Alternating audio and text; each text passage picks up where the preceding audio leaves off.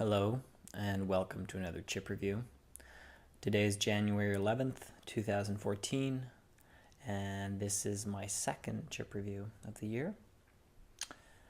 And this is actually kind of a special review because it's a sequel to a previous review. So, if you haven't seen chip review number 45, you might get really confused about what I'm talking about. So, go back, go to chip review 45. I'll wait.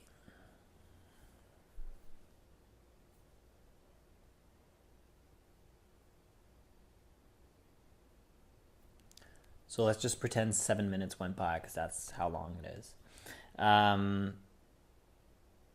Welcome back.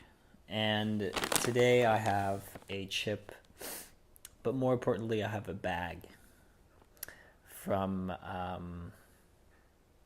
Well, first let me start by saying that I don't know if I've mentioned in the past chip review, but I've started working at the Toronto Humane Society, and it's great, but it's also really tiring because you basically spend 8 hours a day talking to people. So I'm all talked out right now, but I'm still just gonna talk.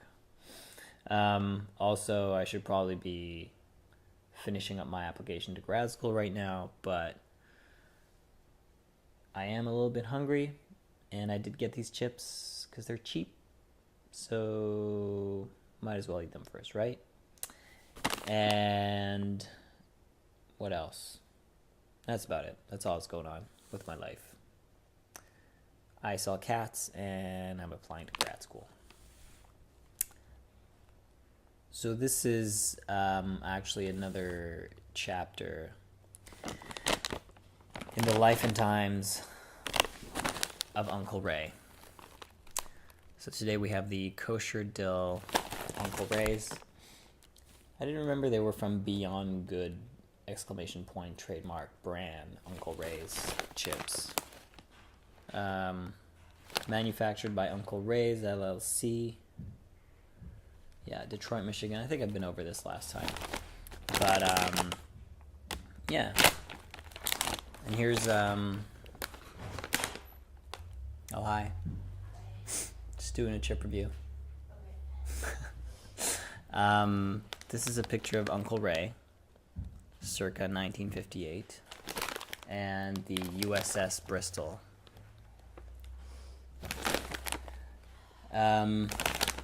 And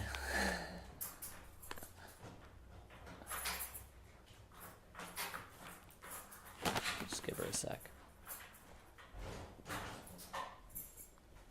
Having trouble getting in. Yeah, it's okay.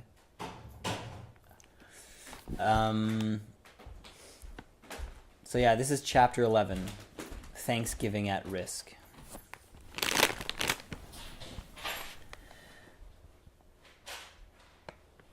In September of 1955, I joined the Navy at the age of 17. Before enlisting to serve my country, I held a job at a foundry. The Navy was more than just a place to get away from the coal dust. My 3 years in the service were very special to me, and I have many fond memories of those days. I was stationed on a Navy destroyer, USS Bristol. There I entered the food industry as a cook and a baker. On a fateful day in November of 1957, I learned that life hands out lemons in abundance. These are Oreos? Where'd you get these from? Do you mind? They're peppermint Oreos. Oh my god, they're great. So on a fateful day in November of 1957, I learned that life hands out lemons in abundance. By accident, 12 turkeys had their meat boiled off of them, just hours before Thanksgiving dinner. The night before, the turkeys were placed inside 3 very large steam jacket kettles to thaw. Unfortunately, the valve leaked. In the morning, a dozen bare turkey carcasses were found. The meal was at noon, and there was no time to thaw more turkeys. The meal that had fallen from the bones was taken and placed in several deep roasting pans. Next, 20 pounds of butter were melted, then poured over the turkey meat and poultry seasoning and salt were added. The meat was placed in the oven at 300 degrees. Take note. Meanwhile, the saved water and drippings from the kettles were used to make turkey noodle soup and gravy, with a little left over to use in the dressing. The meal consisted of succulent turkey, cranberry sauce, mixed vegetables, hot rolls, tossed salad, and pumpkin pie for dessert. I learned resourcefulness when life gives you lemons. When life gives you lemons, you can waste them or you can make lemonade. Make obstacles work for you. And to read more about Uncle Ray and to learn useful tips on how to demonstrate resourcefulness, visit www.unclerays.com. And then there's a little quote about resourcefulness saying, finding practical use for things that others would overlook or discard. That's the definition of resourcefulness, according to Uncle Ray. Here are simple things to remember to help you demonstrate resourcefulness in everyday life. I will see value in objects, ideas, and people.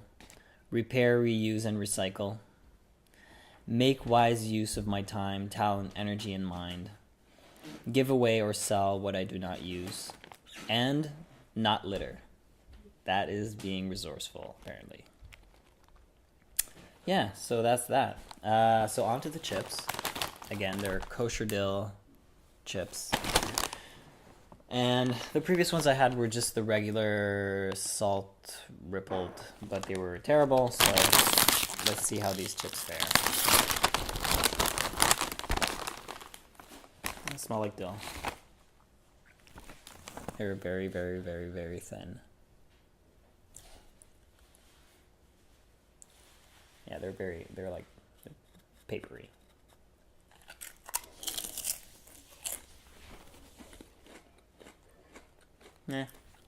Kind of mushy. It's funny because the other ones kind of retained a certain crisp, and they had that like inner crisp to them. But these guys are just kind of, they're just really thin. But they're pretty okay. The flavor isn't overkill. It's not like super vinegary like a lot of dill chips. Too much powder. Zoe says there's too much powder. That might just be like